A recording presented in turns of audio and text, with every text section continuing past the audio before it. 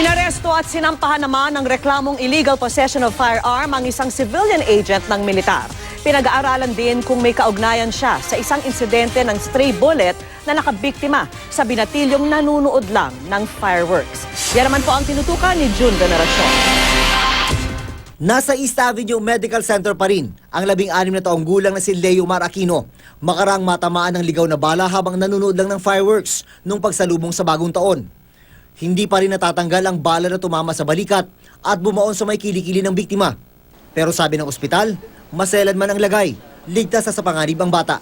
Maselan po yung pagkabaon ng bala, nasa bandang kilikili po sa kaliwa. At saka medyo maselan po yung operasyon. Emosyonal ang lola ng binatilyo nang aming makita sa kanilang lugar. Aba, bilang lola talagang masakit. Oo, talagang masakit.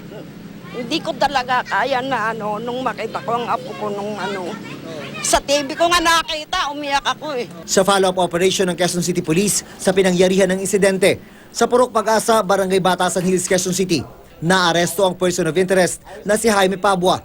Nagpakilala si Pabua na civilian agent ng ISAF o Intelligence Service of the Armed Forces. May pinakita siyang mission order na pirmado ng isang Lieutenant Colonel Rodion Rosales na ang expiration ay noong December 31, 2016. Nahuli siya na may dalang baril pasado alas 12 na ng hating gabi, lampas na ng December 31.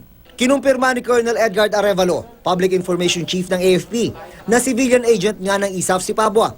Pero dahil sa insidente, tinanggal na raw nila si Pabua sa listahan ng civilian agent nila. Nakuhanan din si Pabua ng hindi lisensyadong .45 caliber pistol.